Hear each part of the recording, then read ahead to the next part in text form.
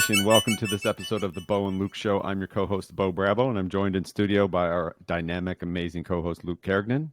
Today, we have a very special guest joining us, someone who has dedicated his life to coaching, leadership, and the development of exceptional team cultures.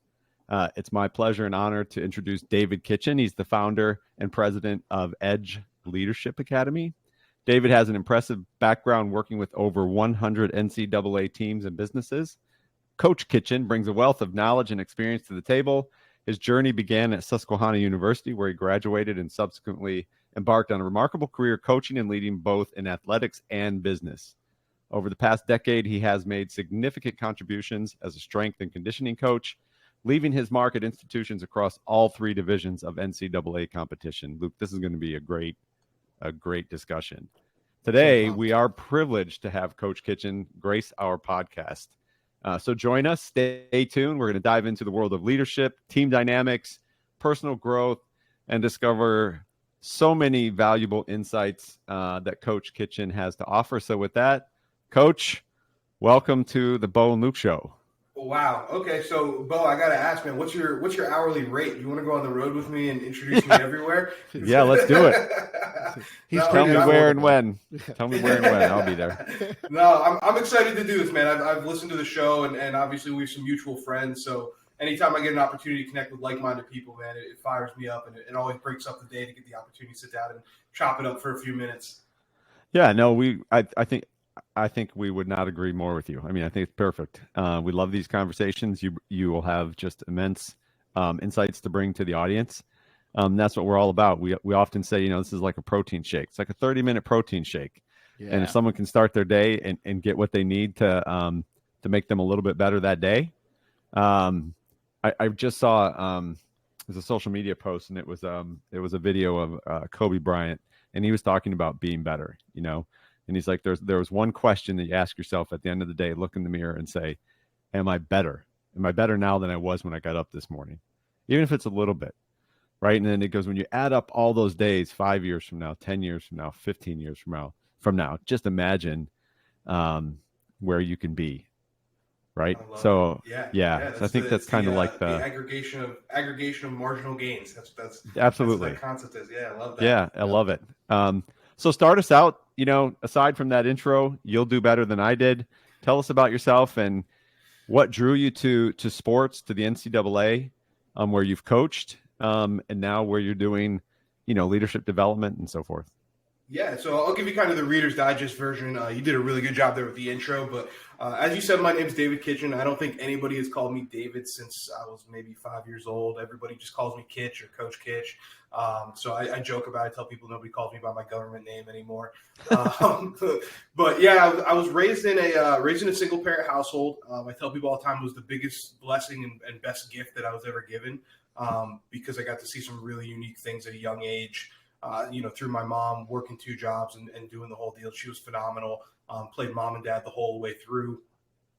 From there, had the opportunity to play high school ball at Berwick Area High School, which is, I tell people it's like if you drop Friday Night Lights in the middle of rural Pennsylvania. That's essentially what it's like. So I was fortunate there to be a good player on a great team.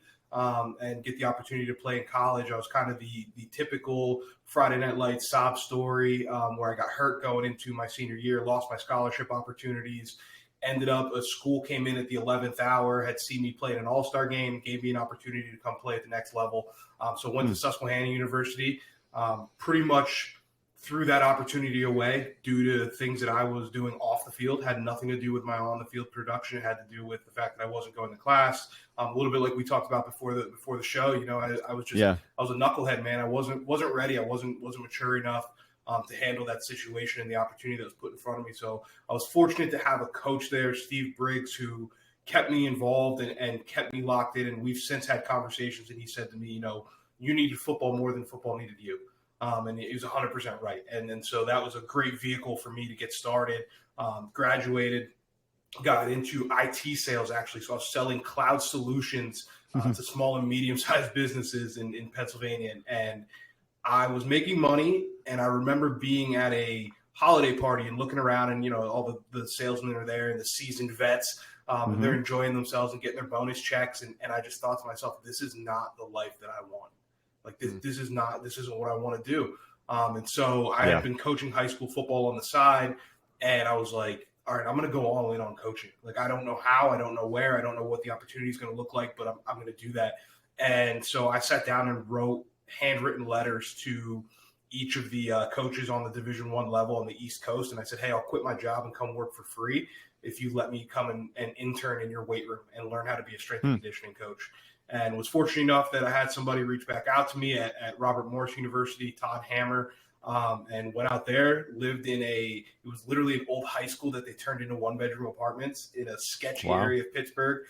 They did not accept anything but cash for rent. So that kind of tells you what kind of place it was.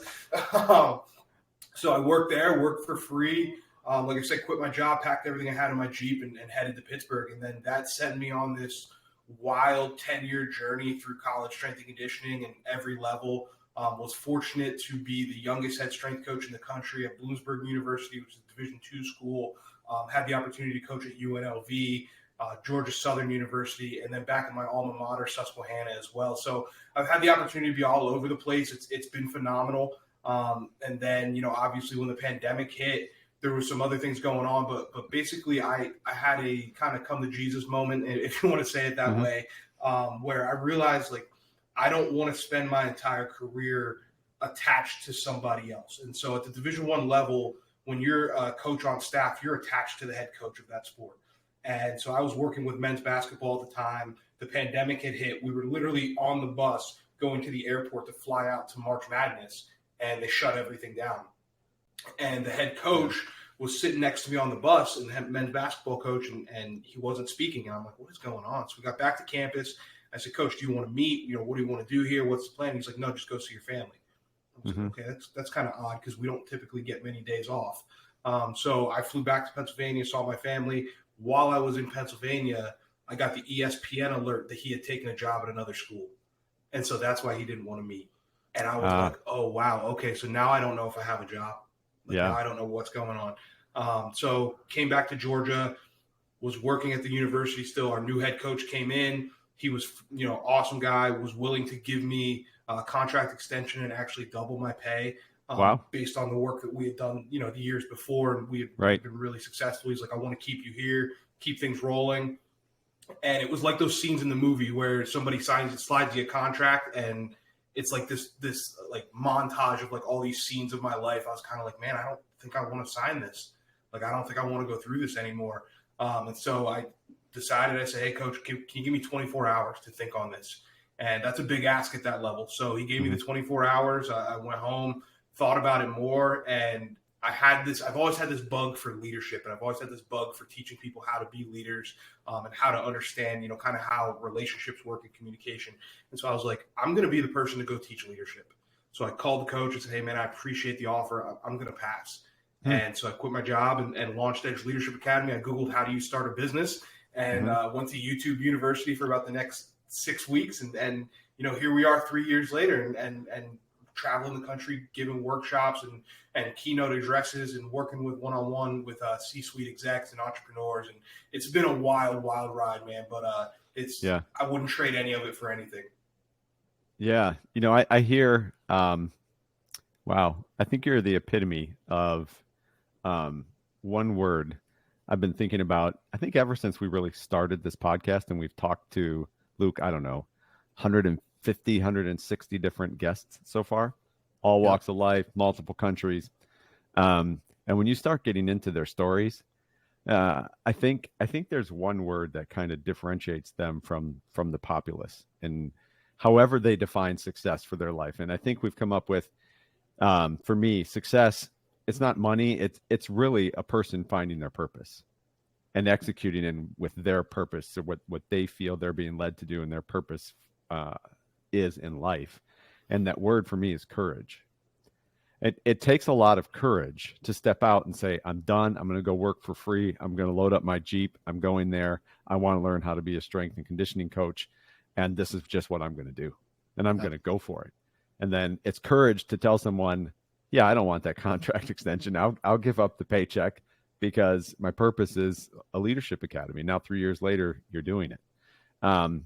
Without, I think varying degrees of courage amongst people is what either stops them, holds them back, or propels them.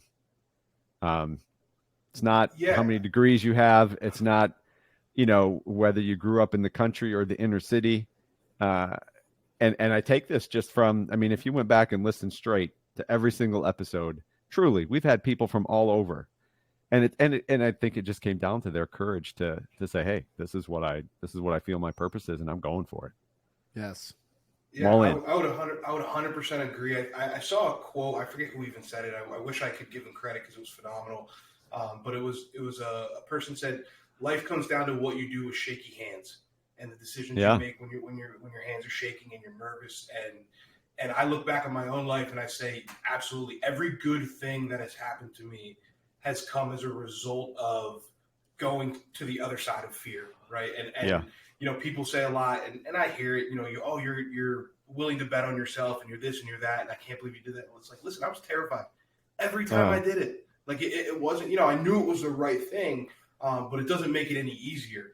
And what you have to understand is exactly what you said. It's having the courage to trust the process and say, no, if I do this and I just put up with this uncomfortable feeling for a little bit, it's going to be worth it. Yeah. Yeah, you're absolutely right. Luke, I had that experience, a couple times, but I can remember the moment specifically in the Army. And I drove from Virginia to Alabama to Fort Rucker in my truck, just me. I was going to Warrant Officer Candidate School. And, for the general populace, I would tell you that that's like 7 weeks of, college hazing, on steroids plus, right? In the military. So, in the military, right. That's the best way for me to describe it. I can't even imagine it. You're going to learn, and there's a lot of instruction and stuff happening, but there's also, other than the time you're asleep, it's game on with that type of stuff, right? That's what it feels like. So I sat there, I got there where I had to go. I parked my truck. I'm sitting in the parking lot, and I just sat in my truck. I just sat there, and I'm like, got my head on the steering wheel, and I'm like, you don't want to do this. Why are you doing this? Right? What is the point of this? All of the negative stuff. And then it finally comes in, and I boiled it down to one decision. All I have to do, it's not about the next 7 weeks. It's about this moment, right? Yeah. I just have to get out of the truck and go in that building. That's the only action I have to perform, because I knew once I go in that building, now even for me in my mind, my mindset, it's now I'm game on, right? That's it. I tried to, I think it was at least 30 to 45 minutes where I sat there like struggling, like, do I want to go in there? Am I taking this leap? Because it's fear, you're scared. You don't know what's going to happen. It's the shaky moments, right? Your heart's beating, you're starting to sweat, and you don't know what you're going to do. Right. And I think that's a great quote because it's so true. It holds true in so many areas too. And like, I remember when I was going to UNLV, so I got offered the job on a Wednesday. I was living in Pennsylvania at the time. Got offered the job on a Wednesday. I said to them, when do you need me? When would you need me to be out there? And they said, we'll need you on Friday. And I'm like, well, it's a 2-day drive from Pennsylvania to Vegas, so I don't think that's going to happen. And they're like, oh, no, don't worry about it. We'll connect you with our travel agent. They're booking your flights as we speak. So they connected me, everything was done. I'm like, okay, I'm leaving on Thursday night. So I was leaving 24 hours later, and they were like, leave all your stuff, just bring a duffel bag, we'll take care of the rest. And I remember getting to the airport, the same moment that you're talking about. I remember getting to the airport, my mom drove me to the airport, and I went in the bathroom of the airport. And I am not a crier, I am not an emotional person, but I got in there and I just cried for a second. I was like, wow. What am I doing, dude? Like, what are you doing? Like, you're leaving your entire life behind. You're going to this Division I level. You're going to be the youngest guy there. What if you're not good enough? What if I can't make it? What if I can't do this? And then exactly like you said, I thought to myself, no, just get on the plane. Like, what are you going to do? You going to turn around? You're going to walk out? No. So just get on the plane and just see what happens. And it was one of the best decisions I've ever made in my life. But I think a lot of times we breeze past those moments. And then when we tell the story back, we leave that part out, right? We're like, no, I just did it, but I think there's so many lessons to be had in that, that there are those moments where you're just like, man, I'm not sure what I'm doing. And it's just, you just got to remove the choice and just, like you said, do one action. Yep. Yeah. Yeah. It's totally true. Yeah. You might actually define that moment for everybody listening. Like, that might be the moment that's actually telling you you're on the right path. It right? has If been it's, for me every it time. has, well, yeah, for me too. It's like, yeah, the things that where you're not shaking, it's like, you know, do you even have a story to tell about it? Do you even remember, right? That particular aspect of your life, versus those moments where you are shaking and you're like, yeah, that was absolutely the right thing I needed to do. I think we have those every day. I do. Yeah. I think they're smaller. I think there's smaller ones and bigger ones, right? But I think maybe I'd love your feedback on this because I think the dangerous ones are actually the smaller ones. Because like Bo, the one you described where you're sitting in your car, this is a bigger one. You can recognize it, right? Right. The smaller ones that we make every day, it's easier just to take the easy way out and say, well, I'm not going to go that route. And look, there might not be that big of a ripple effect. Let's be real. It might just be one decision that won't make a difference tomorrow. But you string those moments each day together over the course of months or years, that can change the path or your trajectory that you're going on. What are your thoughts with that? Yeah, I would definitely agree. I think the most successful people I've been around, whether they're coaches, athletes, businessmen, are people that consistently seek out ways to be uncomfortable and consistently seek out ways to do things that are a little bit harder, a little bit more difficult than the obvious decision. And I think, having an understanding of your habit system and then how you operate, because I think that plays into it a lot. Like a lot of those decisions are automatic. For instance, taking the escalator versus taking stairs. Like that's an automatic decision. We don't consciously think about that. You just go to it. And so I think, having the conscious ability to interrupt those thoughts and interrupt those habits and start making different decisions is when life really starts to change. And I think that takes courage, like Bo had said earlier. And I think it also takes an ability to be self-aware and snap out of that autopilot, because I think there's a lot of people that walk around every day on autopilot and they don't realize what their habits are doing, right? So I say all the time with bad habits, it's like giving yourself a paper cut every day. You're not going to bleed out right away, but you're going to be in a lot of pain for a long time, right? And so I think snapping out of that autopilot is the first step to being able to live a life where you do make those little decisions and you do it day after day after day. I agree. And it takes courage. Courage is the right word there, because in that moment it just takes a ton of courage, or even just to get in the habit of being courageous over the small things. Yeah. So let's take this, because I think this is a great topic, right? And it should fall right into what you do every day now, Kitch, with building teams and cultures, right? So if you take the same concept and you say, okay, the same kind of stuff can happen within multiple team members on any type of team, whether it's a sports team, a business team, and maybe there's something that team has been assigned to do. If you use the sports analogy, maybe it's win the Super Bowl, or it's from the business side, you're launching a new product or new service, or you're behind on your profit margins, right? And you don't want to have to let anybody go. So you're going down a different path to increase sales, or you're building a new product, and all of a sudden the team, everybody on the team is shaky. Like, oh my gosh, I don't want to lose my job. I don't want my team to lose my job. So you're that leader now. How do you build that trust within that team? And what type of strategies do you recommend to people to make sure they're building that trust? So all those team members who may be shaky and nervous, stick with it, right? And follow that leader into new areas of success for the company and their team, versus saying, screw this, I'm out, right? It's too risky for me, right? How do they find that? How do those leaders encourage trust and that team courage?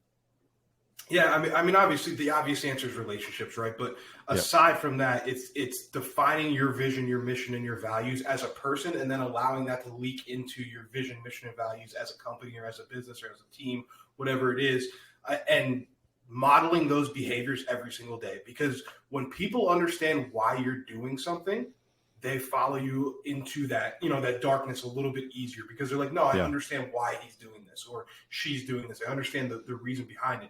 And then the second piece for a leader is communicating that over and over and over and over. Hey, listen, I know this is scary. I know this is different, but here's the outcome or the value or the whatever that is attached to these new behaviors that I'm asking you to do. This is why we're doing this, because it relates back to this. Because here's the other part, more so in a business sense than in a sports sense. but I tell CEOs and I tell managers this a lot. People don't care what you want. They care about why it's good for them, right? And on a base level, that's an oversimplification, but on a base level.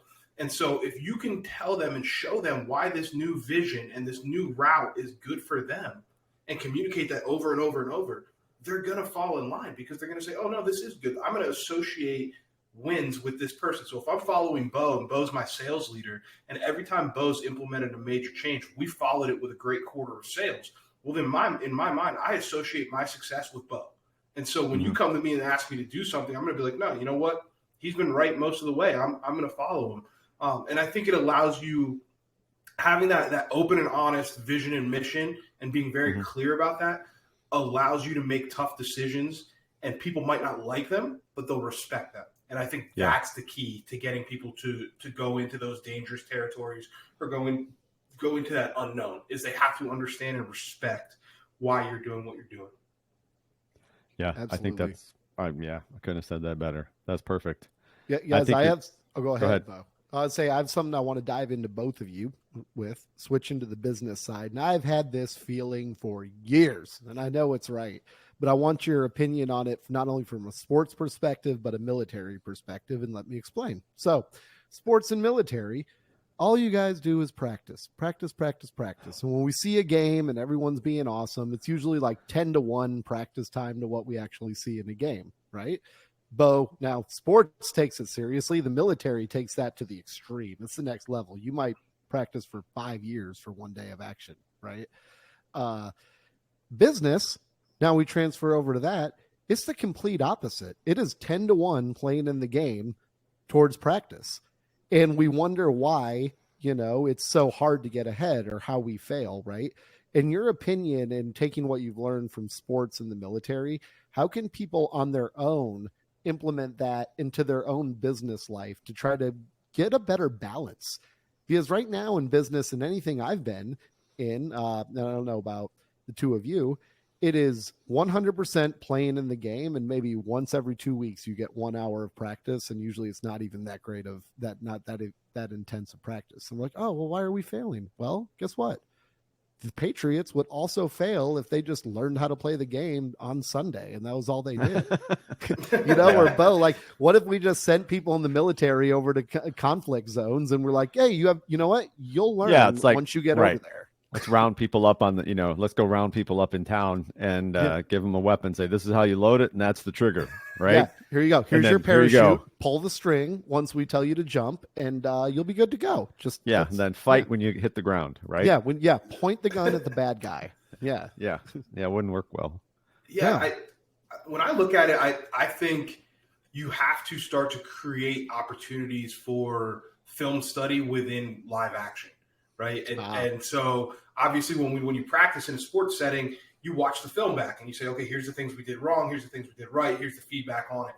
I think you have to create those opportunities within your business as well. So one of the things that we use in our business, and I teach it to a lot of other, business owners and people that we work with, is before and after action reviews. And Bo, I'm sure you're familiar with these from the military, right? Them.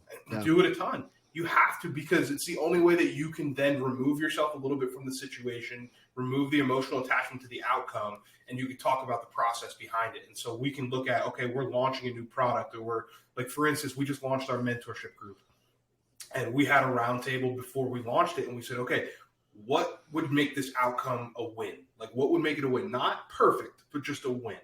And we defined that. And then we said, okay, what does perfect look like? All right, good. What does our minimum viable product look like? Which means what can we do? What can we deliver to the client that's going to give us an opportunity to win their business again and not put us in jail? Like, what's the bare minimum that we can do? Okay, got it. And then we start asking, like, what are the things that can go wrong? And again, both stealing this from you, red team, right? What are the things that can come in and going to cause us to fail? And you go through all that stuff. And I think when you do that before and then you revisit it after and you analyze it again, and I think that's the key in business. Is a lot of times we say done next, right? So you might do that before action review and talk about a project, but you don't do the after action. You don't come back to it because you're already focused on the next project.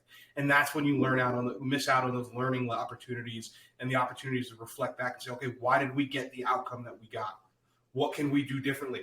What can we now implement into our standard operating procedures that we learned during this process?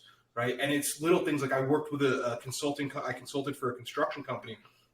I said, hey, it might be, listen, you find out that you work with this vendor. If you send your invoices in on Tuesday, Susie, the receptionist, will get it processed by Thursday. Okay, make a note of that, put it in your standard operating procedures. Now you know if we need stuff on a crunch, we got to get it in by Tuesday, even though the contract says to have it in by Thursday. Whatever it is, you have to look for those little opportunities because it's what we talked about earlier, that 1% better. Those are what we're looking for when you're playing in that game speed, because you're not going to make a 25% jump when you're constantly playing in the game. So you have to look for those opportunities to get 1, 2, 3, 4, 5% better from project to project. And Bo, you can jump in at any time. I know you have definitely a lot of insight on this as well. Yeah, I think you're spot on. And Luke,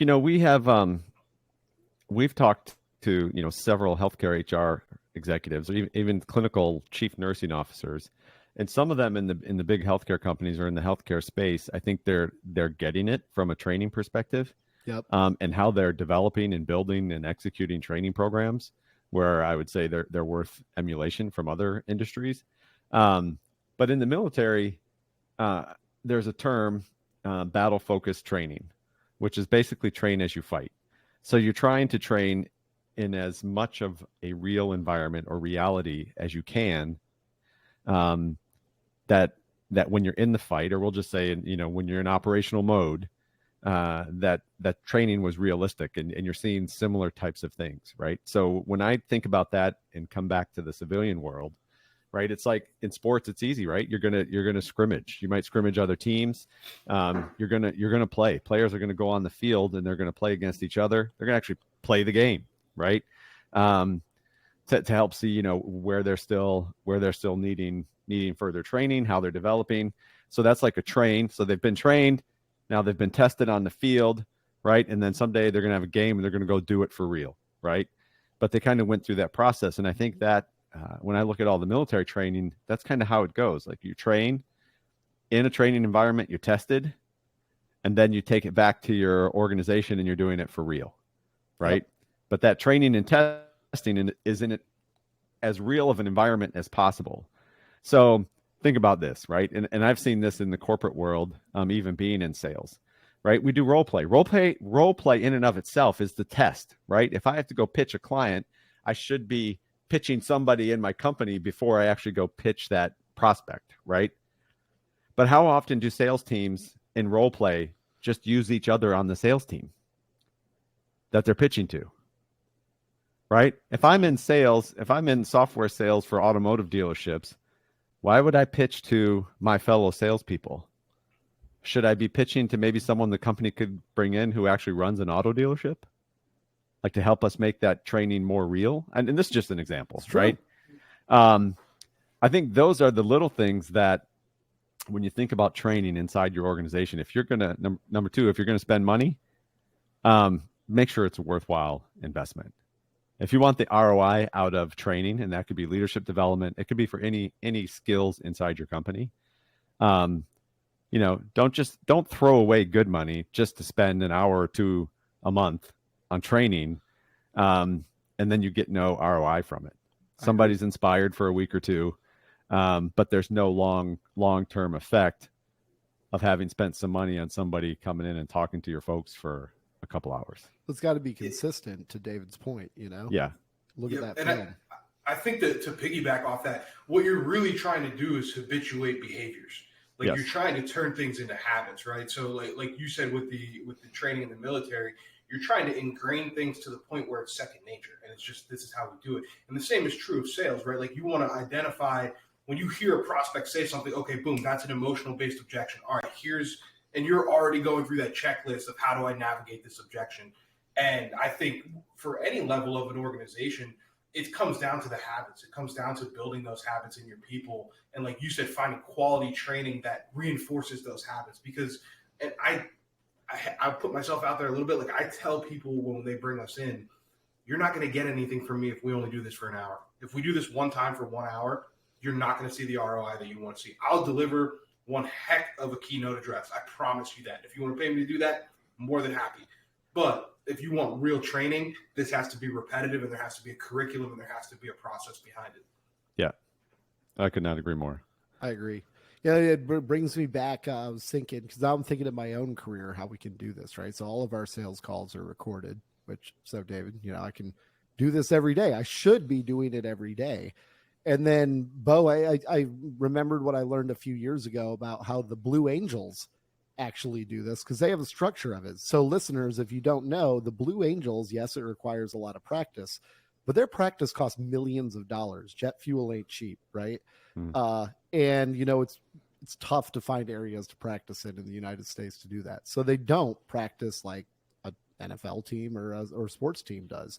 What they do is they create, and this is fascinating to me, they watch film after every show together, but they create a super safe environment where they're like, look, we're brothers and sisters here, and nothing is going to leave this room, but we need to be radically transparent with each other, because we're flying 1 foot away from each other, and any mistake that is not addressed in this room could cost the person next to us our life.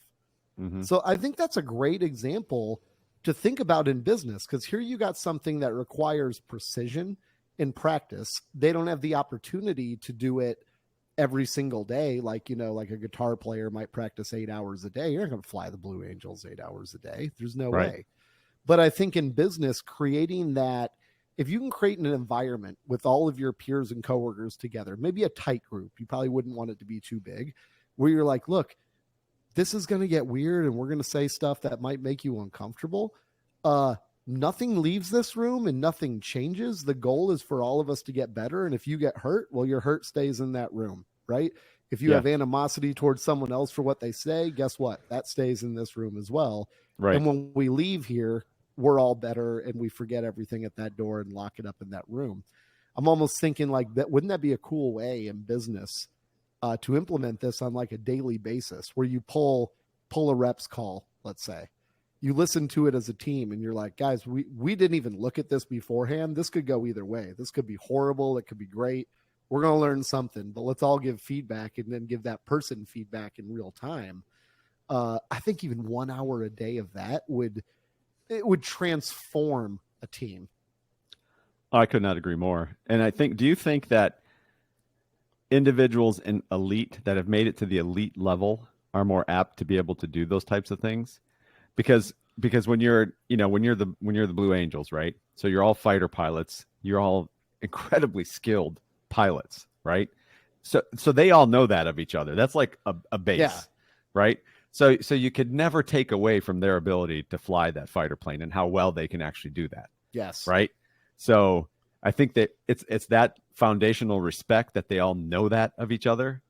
Right. Yeah. And I think that's what we have to instill in the type of work that Kitch does in the leadership development, is that instill that in your people, right? Even at a foundational level, like, hey, I hired you. I don't care if you're 19 years old or you're 24 years old out of college. You're now on this team, right? By the mere fact that you work here and that you're in this company, you're on the team. Like, don't forget that. You're part of us. So we're going to work on building these opportunities like you just described, Luke, and having these radically transparent after action reviews, in this room. We're not here to disrespect people. We're here to make each other better. Yes. Right? And I think there's two points there. The first being, I remember being at UNLV, and obviously it's Division I, it's big time college football. And before the game, we had a coaches meeting at 8 a.m. before we get on the bus. And it was the last kind of marching orders before we went on the bus and did our own thing and whatever. And the head coach would always say, never forget, you are in this room because you're good at what you do. You are in this room because there's 148 people in the country that have your job, and you're one of them. Let's go prove it, right? And then, but that set the stage for his ability then. I mean, he would freak out on us on the sideline. If something wasn't right, like, you're getting ripped, but you never took it personal because he had already told you, listen, we're elite. We want to be elite. This is what it takes. This is what it has to look like, right? And so I think that's a big piece of it. The other thing that I learned a lot from one of my friends who coached at Ohio State is he always said, dude, we have so much conflict in our organization, but it's positive conflict, right? And the more that I studied other organizations and I got the opportunity to be around really high-performing teams and things like that, I realized the best teams they have a ton of conflict, but it's positive conflict in the sense that we're trying to get the best possible solution in the minimal amount of time with no residual feelings. Those are the three keys. As soon as those three things change, it's no longer positive conflict. So you have to be able to set that up in your organization. And it's like Luke said, creating a space, and I hate to use the word safe space because that's not who I am, but a safe space where people understand, that, hey, like you said, what happens in this room stays in this room. I tell people the dinner table rule. Like, we're going to talk about it here as a family, and then we're going to move on. And that's just the way it is. So I think if you can do that, if you can, one, set the stage, like you said, and do that inclusivity piece where you say, hey, you're here because you're good at what you do. You're here because I believe in you.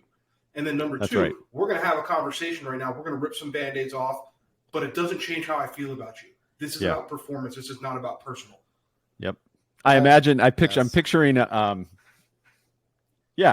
way you just described that, it's like in that moment, it's like the positivity first. So I'm imagining like a quarterback playing for Ohio State, playing for Michigan. That's my alma mater, right?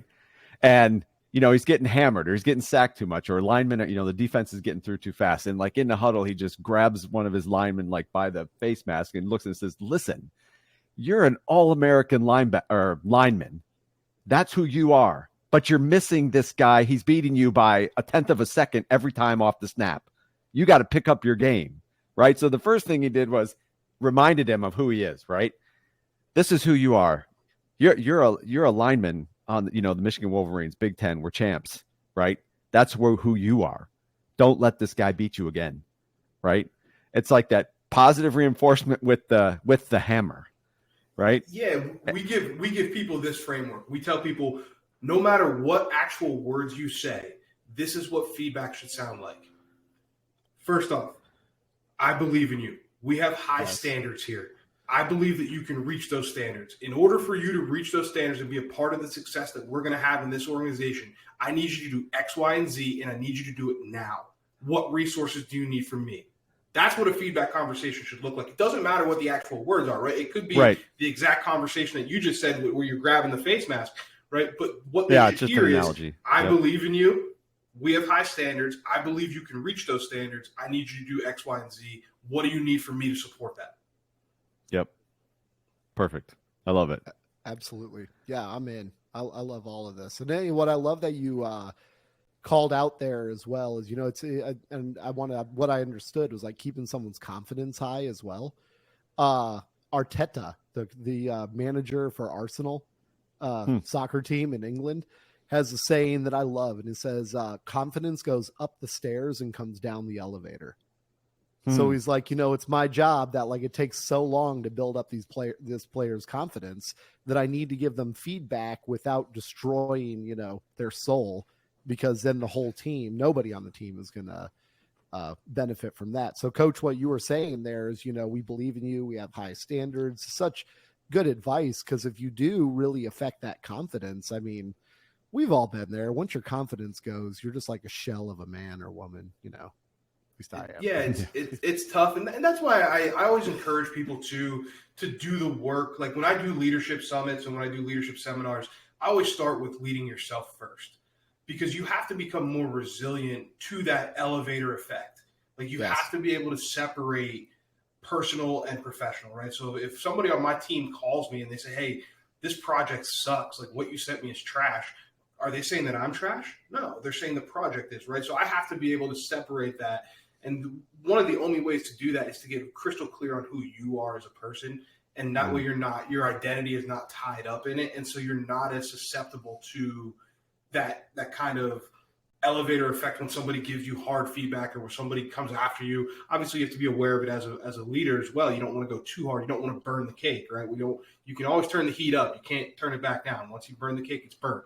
So you got to be aware of that. But I think really encouraging your people to get to the understanding of who they are as a person and get to the understanding of self-confidence is built by keeping promises to yourself, right? So if you build that on your own, it's hard for an external thing such as a manager conversation or a client or a customer conversation to really trash your confidence, because you can look back and say, no, I know who I am. I have this book of wins and this book of data behind me that tells me that I'm good at what I do and I'm good at these things. Doesn't mean I'm perfect at them, but I'm not going to get my confidence trashed. This is just an opportunity for me to continue to get better. Yeah. And, the best athletes in the world have that mentality, like short memories. Everyone remembers the Super Bowl with the Patriots and the Falcons, where the Patriots were destroyed in the first half, even past the first half. Everyone thought that game was done. And Tom Brady came back in the second half, as he does in every game, right? And just rallied on them. And it was crazy to watch. And you didn't see his confidence get shaken. And it was arguably probably one of the worst first halves of his career at the Super Bowl. That was a great quote, though. Confidence is keeping promises to yourself, or building confidence. Build confidence through how did you say it? Building confidence. Getting self-confidence is by keeping promises to yourself. Yeah, that's great. That is awesome. Love it. Well, listen, this has been fantastic, Kitch. Absolutely fantastic conversation. We could talk to you all day long about these topics, and we're passionate about them. But as we said before the show, we always give our guests an opportunity to kind of bring us home, conclude the episode. So you're free to whatever you want to do. Plug, say happy birthday, give shout outs. With that, tell people how they can get in touch with you. The floor is yours. Awesome. Thank you so much, man. Well, I think, the message I always like to share with people is leadership comes down to just being who you needed. So if you're a new leader, if you're a young leader, if you're a seasoned leader, it doesn't matter. Just be who you needed. Be the mentor you needed. Be the boss you needed. Be the father, husband, brother, sister, daughter, whatever. Be who you needed at a younger age, and have that empathy for people, and you'll remember that you're in the people game, because that's what leadership is. And then the second thing is just removing the barrier to being great. Like, a lot of people look at being great as, well, these people are special, or these people, they have something I don't have. They don't. It's available to everybody. Elite people have done a really good job of building systems in their life that reduce the likelihood of failure. So do that in your own life, and you'll be able to see the benefits tenfold right away. It happens fast. And so that would be the two big takeaways that I want people to get from this is you have it in you to be great as long as you are who you needed, and you pass that along to other people. As far as connecting with me, I'm at Coach D Kitch on every social media, Instagram, Twitter, Facebook, whatever the new one is, Threads, I think it's called. All the social medias, I'm on there, constantly shooting my mouth off and letting people, hear my opinions and unsolicited TED Talks. So please connect with me on that stuff. Our website is edgeleadershipacademy.com. And we have our mentorship group rolling right now. We'll be opening another one come December. And then obviously we're still booking for keynote addresses, as well as workshops and different curriculums and things. So we're always open to connecting with people. This has been great, Bo and Luke. You guys do a great job with this, man. This has been one of the most fun podcasts I've had. So please keep doing what you're doing, man. Keep doing what you're doing. This has been great. Coach Kitch, coming in hot, man. I want to give you a chest bump right now. Do people still do that? I do. Yeah, absolutely. Absolutely. Okay. Yes. All right. Awesome. Great job. This has been fantastic. Bo and Luke Nation, we hope you stayed tuned in and heard all of that. If not, go back, replay, take notes. It's all worthy, and use everything that Coach Kitch talked about to help you do and take you on a new leadership journey.